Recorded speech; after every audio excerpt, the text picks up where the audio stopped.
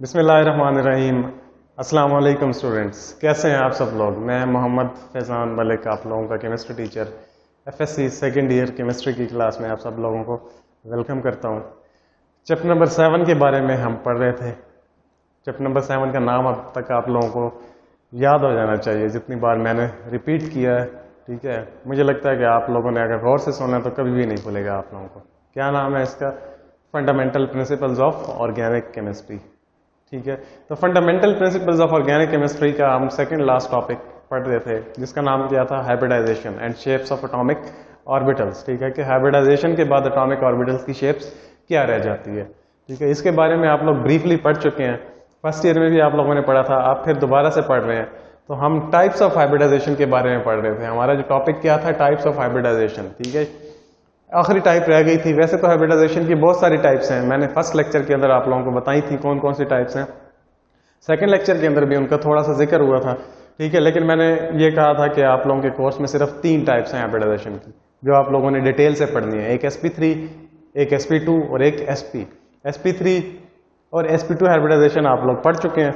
अब जो आपने पढ़नी है वो कौन सी है? sp hybridization. ठीक है, तो ये आप लोगों को ज़हन नशीन हो जाना चाहिए। और इसको आप लोग, मुझे लगता है कि अगर किसी ने पहले 2 लेक्चर्स जो हैं वो ध्यान से सुने, ठीक है, और उनको पढ़े अच्छे तरीके से, तो ये खुद ब खुद भी वो आसानी से कर सकता है। ठीक है, तो sp हाइब्रिडाइजेशन नाम से जाहिर हो रहा है कि इसके अंदर कौन से एटॉमिक ऑर्बिटल्स हैं। एक s है और एक p है। ठीक है, क्या होगा कि एक s ऐसा प्रोसेस जिसके अंदर एक s और एक p एटॉमिक ऑर्बिटल्स क्या होंगे? आपस में इंटरमिक्स होंगे।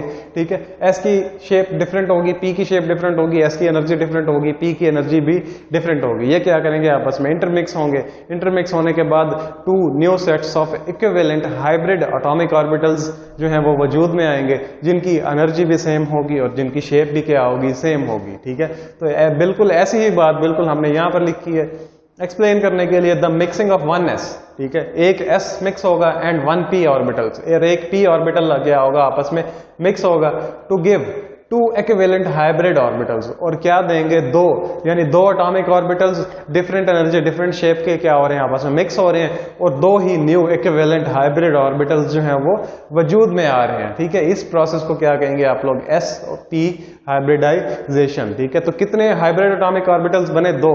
कौन से बने? sp। तो 2 sp hybrid orbitals form a linear structure.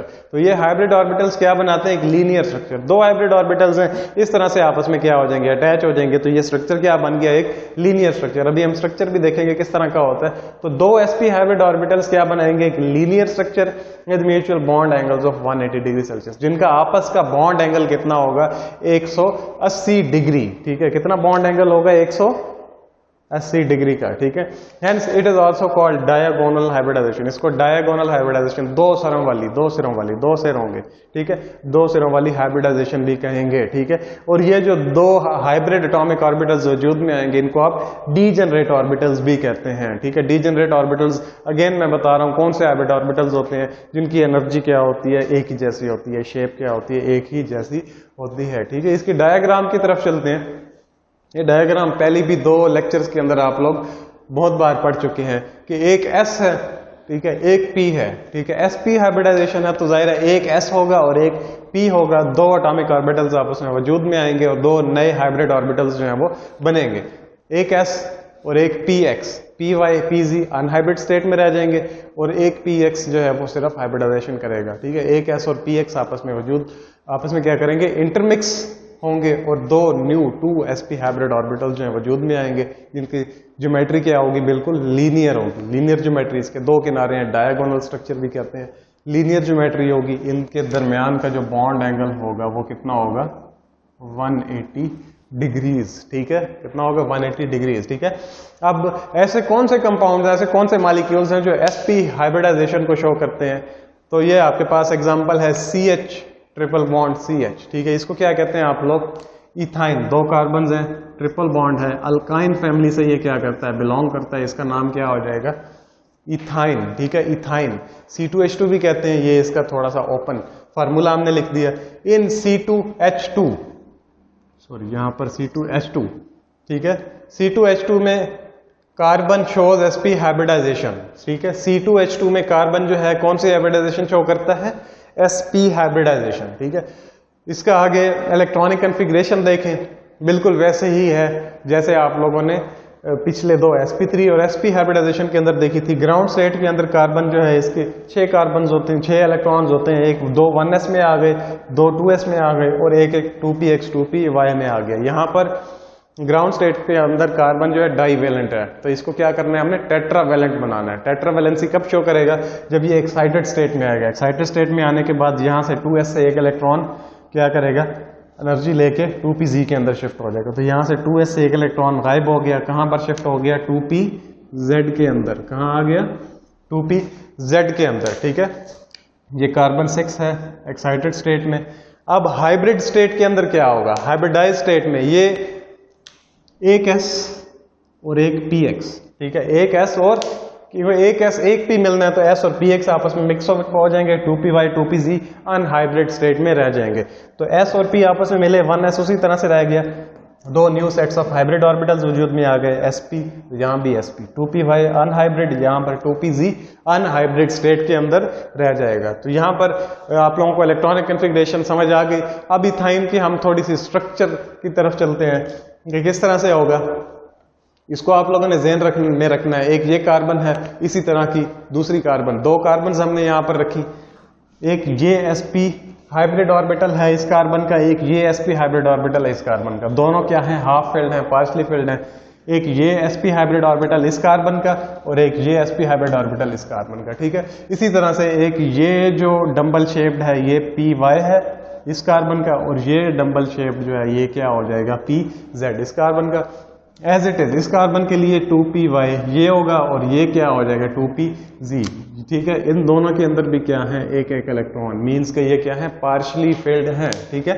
अब क्या होगा, इस कार्बन का ये वाला sp ऑर्बिटल, इस कार्बन का ये sp ऑर्बिटल आपस में क्या करेंगे, हेड ऑन ओवरलैपिंग कर लेंगे, ठीक है। एक बॉन्ड वजूद में आ जाएगा जिसे आप क्या कहेंगे, सिग्मा बॉन्ड, ठीक है। यहाँ पर हाइब्रिडाइजेशन या ओवरलैपिंग, ओवरलैपिंग कौन सी होगी, यहाँ पर sp ओवरलैपिंग होगी, ठीक है। उसके बाद एक कार्बन ने एक हाइड्रोजन के साथ बॉन्ड बनाया हुआ है, इस कार्बन ने भी एक हाइड्रोजन के साथ बॉन्ड बनाया हुआ है। पीछे इसके पास एक ही हाइब्रिड ऑर्बिटल रह गया, इसके पास भी एक ही हाइब्रिड ऑर्बिटल यहाँ पर रह गया, ठीक है। तो ये क्या करेगा, ये वाला हाइब्रिड ऑर्बिटल हाइड्रोजन के 1s पार्शली फिल्ड ऑर्बिटल के साथ, हाइड्रोजन के 1s पार्शली फिल्ड ऑर्बिटल, ठीक है। ये मैं पहले भी आप लोगों को बता चुका हूँ कि हाइड्रोजन जो है इसके पास एक ही इलेक्ट्रॉन होता है, ठीक है। तो एक इलेक्ट्रॉन कहाँ आएगा, इसके 1s ऑर्बिटल। तो 1s में एक इलेक्ट्रॉन मींस ये पार्शली फिल्ड ऑर्बिटल है, तो s के साथ ये ओवरलैपिंग कर लेगा। यहाँ पर ओवरलैपिंग कौन सी होगी, s ओवरलैपिंग। यहाँ पर एक हाइड्रोजन के साथ बॉन्ड बन जाएगा, कौन सा, सिग्मा बॉन्ड। और एक यहाँ पर एज इट इज उसी तरह से दूसरी हाइड्रोजन के 1s ऑर्बिटल के साथ sps ओवरलैपिंग होगी और एक और सिग्मा बॉन्ड वजूद में आ जाएगा, ठीक है। क्लियर हो गई बात। अब बात करते हैं बाकी रह जाने वाले अनहाइब्रिड ऑर्बिटल्स की, जो कि एक py है और एक pz है।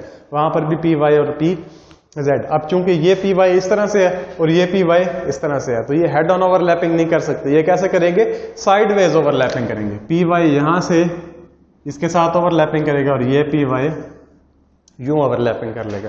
साइडवेज ओवरलैपिंग करने से जो बॉन्ड वजूद में आता है वो कौन सा होता है, पाई बॉन्ड होता है, जो कि एक वीक बॉन्ड होता है। Sigma bond head on overlapping करता है तो स्ट्रॉन्ग बॉन्ड होता है, ठीक है। इसकी एक और रीजन भी है सिग्मा बॉन्ड के स्ट्रांग होने की और पाई बॉन्ड के वीक होने की। फर्स्ट ईयर में पढ़ी है आप लोगों ने, ये आप लोगों की असाइनमेंट है, आप लोगों ने देखना है या खुद से सोचें आप लोगों को वो रीजन याद भी है या नहीं है, ठीक है। तो यहाँ पर साइडवेज ओवरलैपिंग से क्या बनेगा, पाई बॉन्ड, एक पाई बॉन्ड, जबकि दूसरा पाई बॉन्ड कैसे बनेगा कि ये pz इस pz के साथ साइडवेज ओवरलैपिंग कर लेगा, यूं इस तरह से, ठीक है। ये pz इस pz के साथ ओवरलैपिंग, ये pz इस pz के साथ ओवरलैपिंग कर लेगा, एक और पाई बॉन्ड वजूद में आ जाएगा, ठीक है। यानी दो पाई बॉन्ड और एक सिग्मा बॉन्ड, इस तरह का एक स्ट्रक्चर बन जाएगा लीनियर। ये कार्बन इसके साथ हाइड्रोजन के साथ हेड ऑन ओवरलैपिंग 1s के साथ करके सिग्मा बॉन्ड बन गया। यहाँ पर भी as it is sigma bond बन गया। यहाँ पर एक कार्बन और दूसरी कार्बन का जो sp हाइब्रिड ऑर्बिटल ओवरलैपिंग करेंगे तो वह उनके नतीजे में क्या बनेगा, सिग्मा बॉन्ड, यानी ये सिग्मा बॉन्ड बन गया और ये दो क्या बन जाएंगे, आपके पाई बॉन्ड बन जाएंगे। तो ये एक लीनियर स्ट्रक्चर है, इसकी ज्योमेट्री क्या है 180 डिग्री सेल्सियस, ठीक है। तो ये आज का आप लोगों का टॉपिक था। इसकी थ्योरी अच्छी तरह से आप लोगों ने बुक से पढ़ लेनी है, याद कर लेनी है। बहुत इंपॉर्टेंट लॉन्ग क्वेश्चन है ये, ठीक है। अक्सर लॉन्ग क्वेश्चंस के अंदर आ जाता है, ठीक है। इसको अच्छी तरह से आप लोगों ने याद करना है। आज के लिए इतना ही। इंशाल्लाह नेक्स्ट लेक्चर के अंदर नेक्स्ट टॉपिक के साथ फिर से आएंगे। अल्लाह हाफिज़।